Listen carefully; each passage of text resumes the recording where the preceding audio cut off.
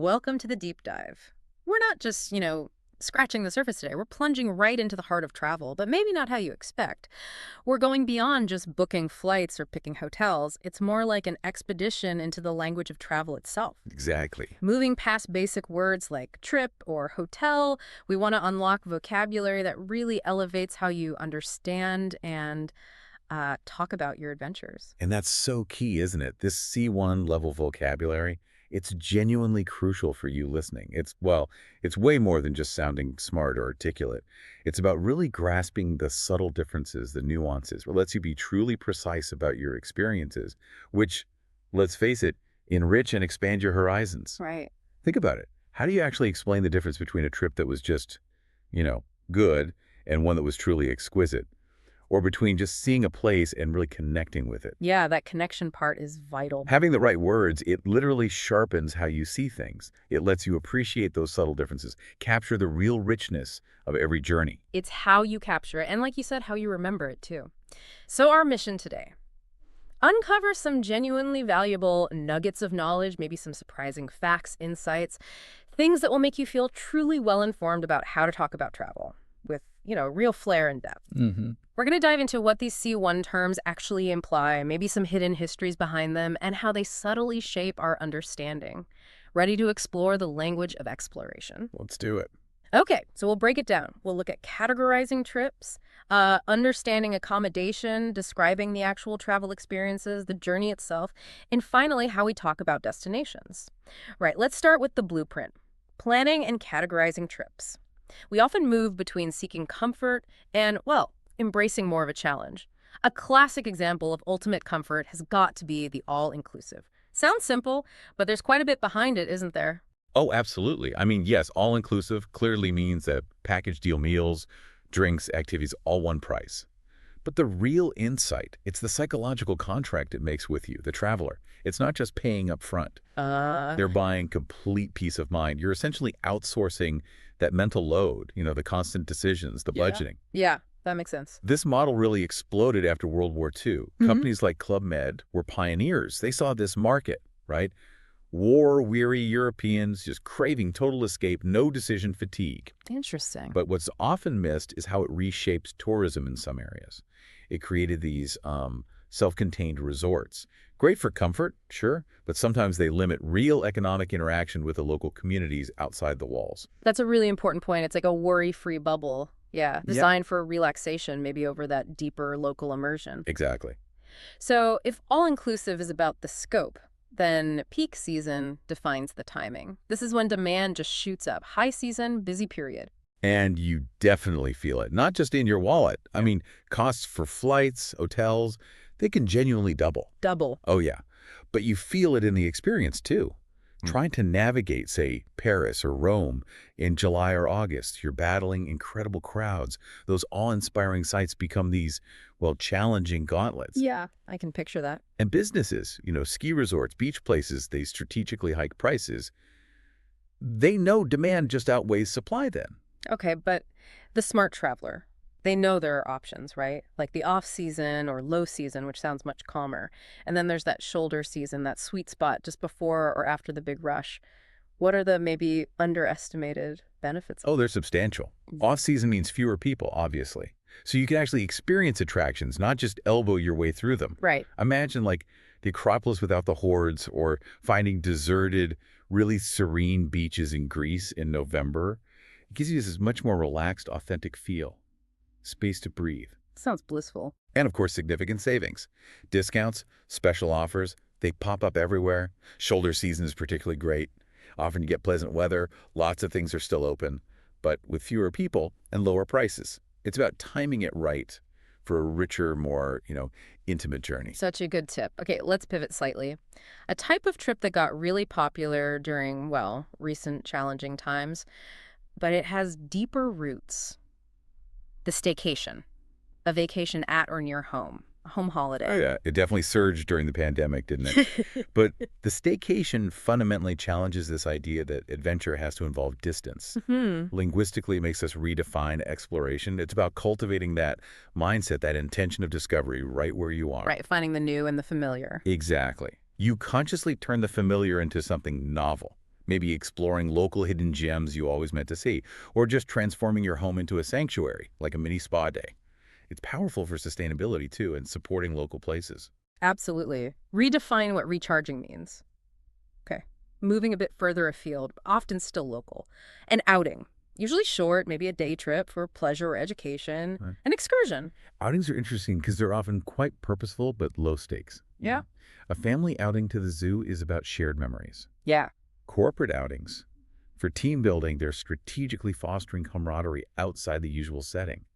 Even a hiking outing, where the goal is maybe just stunning views, it's about focused, short-term exploration with a clear, achievable aim. Got it. Okay, now let's scale up dramatically. From an outing to an expedition. This sounds much more serious. A trip for a very specific purpose, scientific, exploratory, even military. A quest or mission. This isn't just a bigger trip, is it? It's fundamentally different. Oh, profoundly different.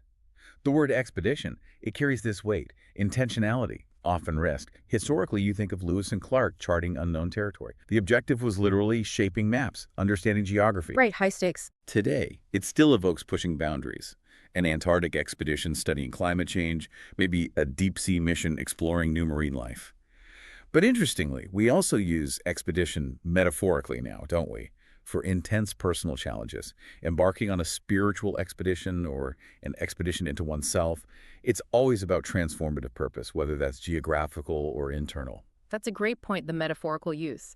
And whether it's a simple outing or a huge expedition, success usually hinges on a plan. Which brings us to the itinerary. The itinerary. Your detailed plan, your route, places to visit, timings. Basically your schedule or agenda. It's pretty crucial for organized sightseeing, gives you structure, helps you make the most of your time. But it's not just a list. It's kind of like a narrative you're pre-writing for your trip. Okay, but you know how travel is. Unexpected things always happen. A sudden rainstorm, you find a charming little street you just want to explore for hours. Isn't there a risk an itinerary becomes too rigid? How do you find that balance between structure and spontaneity? And how has tech changed this? That is the core tension, isn't it? A really good, like a C1 understanding of itinerary sees it as a guide, not a prison. Yeah. It's a framework, gives direction, but it needs to be built with enough flex for serendipity, for those happy accidents and technology. Well, travel apps have totally democratized itinerary creation. Instant adjustments, real-time updates. You can even plan collaboratively. It means you could be highly organized without sacrificing that joy of discovery. Yeah. It's less about rigidly following a schedule, more about orchestrating a dynamic experience. Wonderful. Okay, plans made. Now let's shift gears. Where do we actually lay our heads? The art of accommodation. Let's start with something really immersive. Homestay. A homestay. Yeah, living with a local family in their home, often popular with students or travelers really seeking that deeper cultural dive. It's about full immersion. And the benefits go way beyond just a place to sleep. For language learners, it's unbeatable. Imagine practicing Japanese daily in Japan, not from a textbook, but just in the natural flow of family life. That sounds amazing. You become part of the household rhythm. You get authentic home-cooked meals, share traditions, gain this intimate understanding of daily life, something no hotel can really offer. It breaks down cultural barriers in a really profound way. Incredibly enriching, it sounds like. Okay, now complete contrast to that immersion, tourist class. Tourist class, right? This describes the lowest tier, basically. Plane, ship, hotel. Think economy class, basic fare. Yeah. The key insight here is that conscious trade-off you're making. Okay. You're prioritizing cost-effectiveness over, say, premium comfort or extra amenities. It's functional. Gets you from A to B, provides a clean bed. It lets you maybe put your budget towards experiences rather than luxury. It's a deliberate choice. Yeah. Utility over opulence. Exactly, that constant travel calculation. But what about when things get unexpectedly better? The verb, to upgrade. Yes. The traveler's dream, right? To upgrade. Getting a better seat, a better room than you actually paid for. It effectively elevates, enhances your experience. It often happens through loyalty programs, airlines upgrading frequent flyers as a thank you. But the psychology of it is fascinating. It's that moment of unexpected delight. It makes you feel valued. And sometimes it's just pure luck. Getting upgraded to a sea view room when you check in at the hotel that can completely transform the feel of your stay, makes it instantly more memorable. But you can also be proactive, can't you? Strategically using points or miles to upgrade a long-haul flight for more comfort. That's a big deal on those really demanding journeys. It's definitely a mix of luck, loyalty, and sometimes strategy. Yeah. And speaking of higher tiers, let's talk about the suite, a series of connected rooms, like a mini apartment in a hotel, often called luxury quarters. Right, and they often come with premium features, panoramic views, maybe a jacuzzi, signals exclusivity, space. But beyond the sort of rock star image, suites can be incredibly practical too. That's true. Business travelers often prefer them because they get a dedicated workspace, Hmm. and they're perfect for families needing extra room or for celebrating special occasions, anniversaries, honeymoons. They provide that extra touch of indulgence, that special feeling. Offers both practicality and that specialness factor. Okay, back down to earth, maybe more practical again. A specific room type, the twin bedroom. A hotel room with two single beds, sometimes called a double single room. It sounds quite specific, but it's actually incredibly practical for certain travelers. Think siblings on a family trip or friends sharing a room. Right, avoids awkwardness. Exactly. It prioritizes comfort for non-couples sharing. And at budget hotels, it's an economical way to fit more people in. It's really a design choice driven by a very common traveler need. Makes sense. So you know the room type you want. Next big question, is there one available? Which brings us to vacancy. That crucial noun meaning an available room, an opening. And that no vacancy sign, Mm.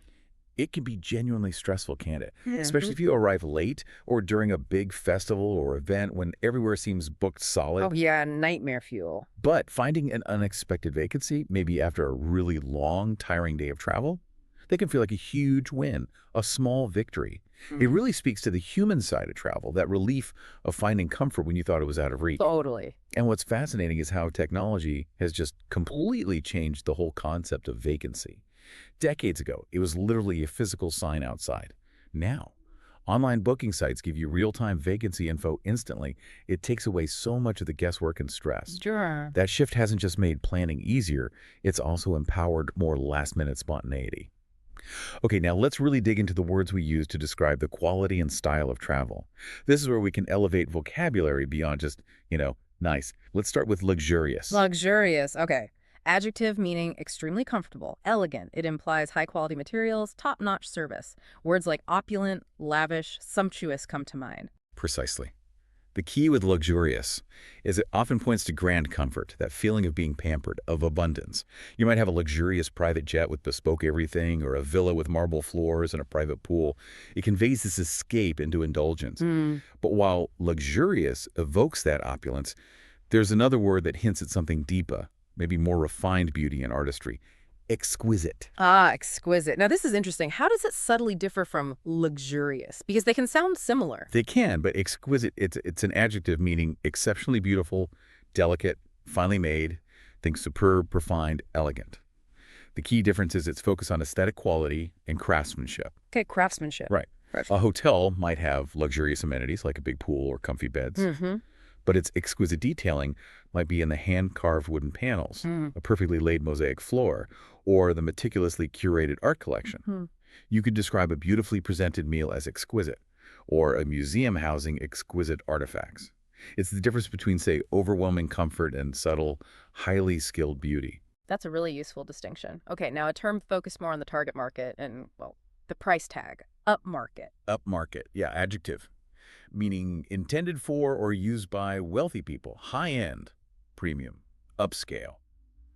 It clearly defines the clientele and the expected level of service without necessarily implying that exquisite craftsmanship we just talked about. Got it. Think upmarket resorts catering to celebrities, maybe offering exclusive bespoke services, or an upmarket boutique selling designer luggage.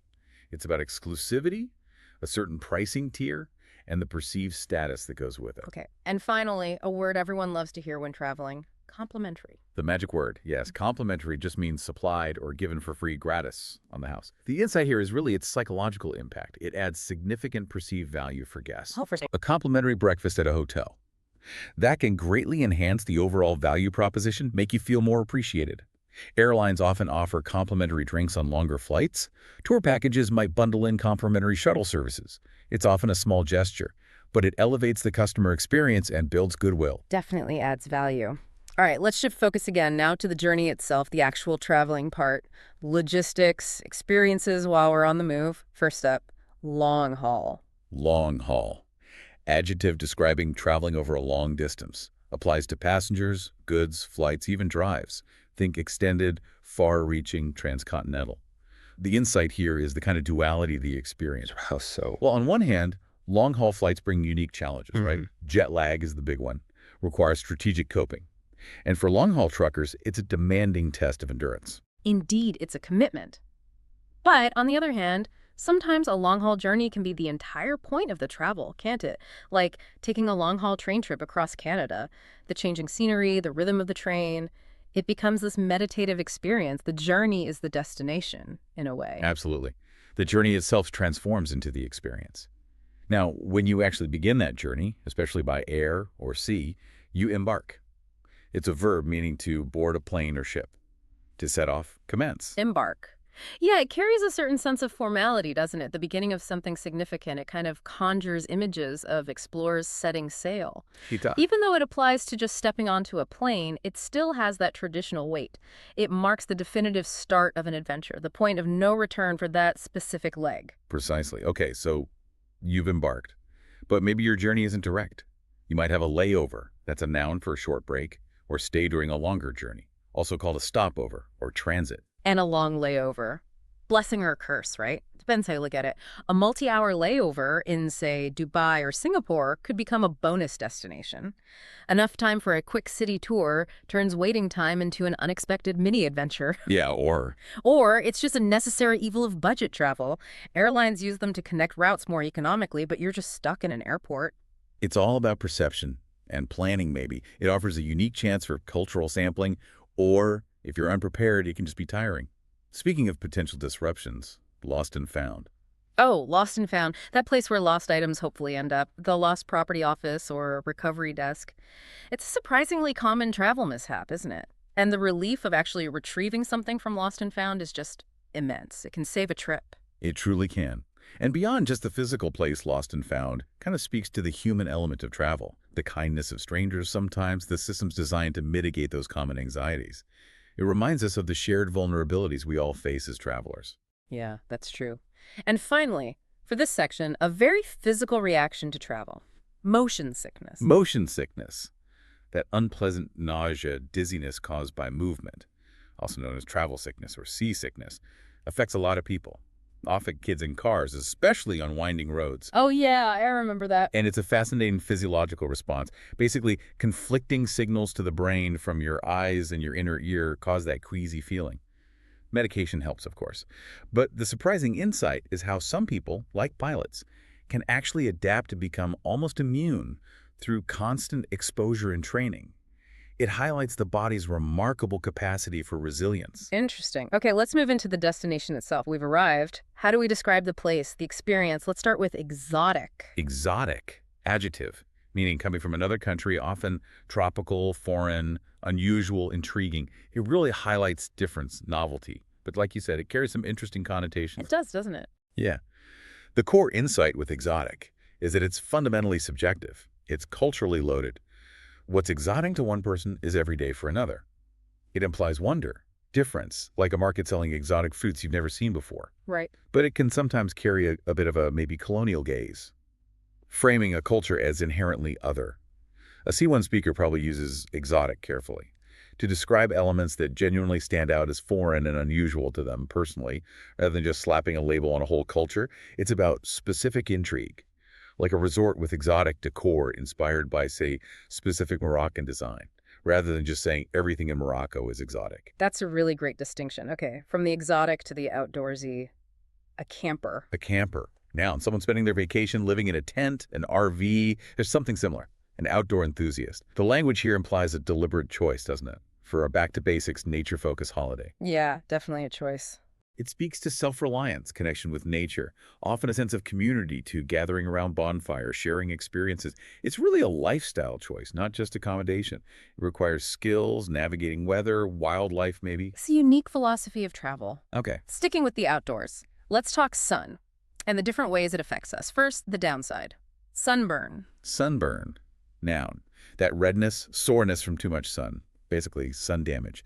The insight here is its universal recognition as a travel mishap that kind of screams tourist. It Yeah. And it highlights that crucial need for prevention, sunscreen. It's a visible reminder of environmental awareness, personal responsibility, especially for fair-skinned travelers in sunny places. Very true. But the sun can also give us a suntan. A suntan, now and again. Yeah. The darkened brownish color of the skin from sun exposure, that sun-kissed glow. Linguistically, it often carries positive connotations, doesn't it? Signifies relaxation, health, maybe a successful holiday. It's like a temporary souvenir, a visible marker of time spent outdoors. Although, of course, we now understand the health risks of too much tanning. Right. And the action itself is simply to tan, the verb. Exactly. To tan is when your skin becomes darker from the sun. The nuance here is that people tan differently. Genetics, melanin levels play a big part. And effectiveness depends on location, too. You tan faster near the equator, more intense sun. The key advice for safe sun practices is just knowing your own skin, avoiding midday sun if you burn easily. It's about informed exposure. Good advice indeed. Okay, changing tack slightly. A verb describing where people go in large numbers.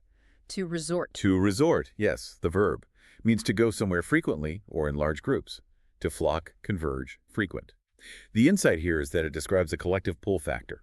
People resort to places often driven by seasons or specific events or unique attractions. Tourists resorting to coastal towns in summer is a classic example, seeking relief from the heat. And it's not just international tourists, is it? Locals might resort to mountain retreats during holidays, maybe seeking an escape within their own region. Or foodies resorting to specific street markets because they know that's where the authentic local cuisine is. It describes that natural gravitation towards a place for a reason or during a specific time. Yeah, it highlights a pattern of movement popular